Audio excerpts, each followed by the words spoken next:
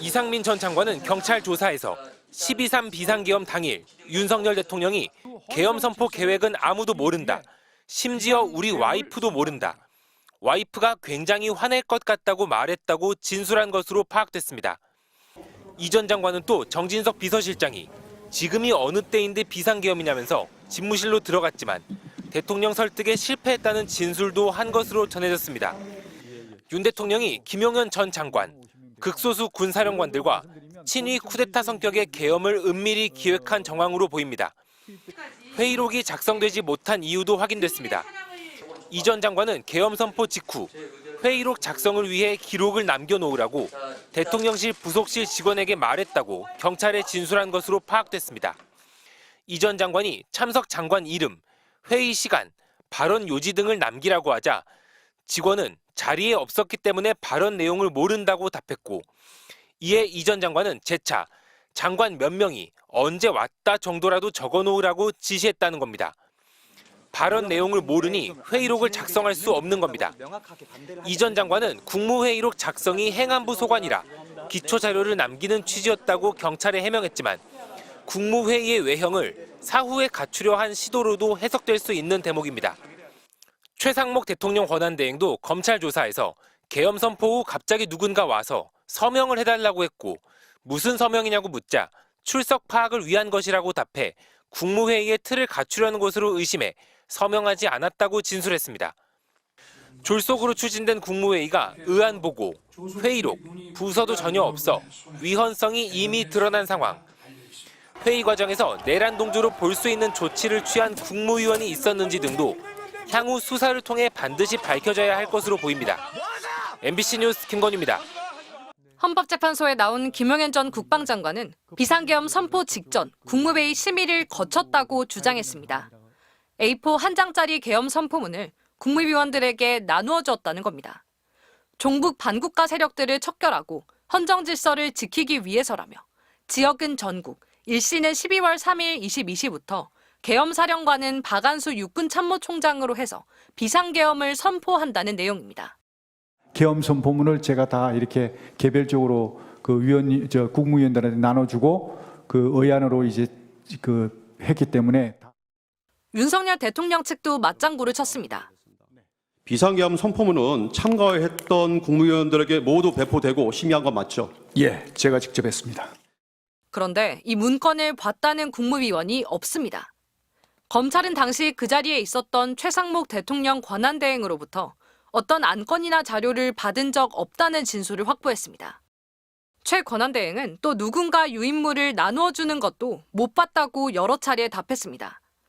최 권한대행 이후 송미령, 조규홍, 오영주 장관 순으로 대통령실에 도착했는데 송 장관도 MBC와의 통화에서 계엄 선포문을 본 적 없다고 했습니다. 또 비상계엄 선포문에 국무위원들이 부서, 즉 행정서명을 하지 않았다는 것도 재확인됐습니다. 비상계엄 선포문에 부서를 했습니까? 장관들이나 증인이 부서를 했냐고. 그렇게는 하지 않았습니다. 국무회의가 의안도 없이, 국무위원 서명도 없이, 회의록도 없이 단 5분 만에 요식행위로 끝났다는 게 검찰 수사 결과입니다. 한덕수 국무총리 등 다른 국무위원들도 실체적, 절차적 하자가 있었다고 인정합니다. 그런데 윤 대통령과 김 전 장관만 국무회의가 열렸다고 주장하고 있는 겁니다. MBC 뉴스 유서영입니다. 윤석열 대통령 탄핵 심판에 첫 증인으로 출석한 김용현 전 국방장관. 윤 대통령의 비상계엄 선포 전 국무회의는 적법하게 이뤄졌다고 주장했습니다. 심의는 약 1시간 반 정도 이어졌다고 했습니다. 20시 30분경부터 국무위원들이 순차적으로 들어오기 시작해서 들어올 때마다 같이 모여서 내용들을 다 이렇게 서로 공유를 하고 나서 알겠습니다. 실제로 가서는 짧게 이루어진 겁니다.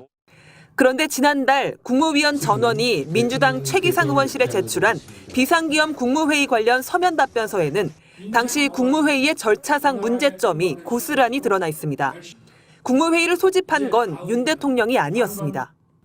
한덕수 국무총리는 계엄 당일 대통령실에 도착한 뒤에야 비상계엄 선포 계획을 들었다면서 적극 반대했지만 막기 어려웠고 국무회의를 명분으로 최대한 시간을 벌어 계엄을 막기 위해 국무위원들에게 연락했다고 답했습니다.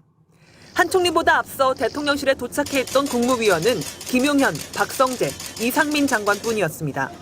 최상목 기재부 장관은 오후 9시 50분, 송미령 농식품부 장관은 오후 10시 10분, 조규홍 복지부 장관 오후 10시 17분, 오영주 장관은 오후 10시 20분에야 대통령실 회의실에 도착했습니다. 참석자 모두 사전에 안건을 전달받지 못하고 해당 회의가 국무회의인지도 인지하지 못했다고 증언했습니다. 충분한 시간을 가지고 오는 족족 심의했다는 어제 김용현 전 장관 발언은 거짓이었던 겁니다. 김 전 장관은 어제 국무위원 일부가 계엄 선포에 동의했다고도 주장했습니다. 동의한 분도 있었습니다. 누굽니까? 제가 말씀드리기는 곤란합니다. 네. 윤 대통령과 김 전 장관을 제외한 당시 국무위원 참석자 9명 가운데 반대나 우려를 밝혔다고 답변한 사람은 한덕수 총리와 최상목 부총리, 조태열, 조규홍, 송미령, 오영주, 김영효 장관 등 7명이었습니다.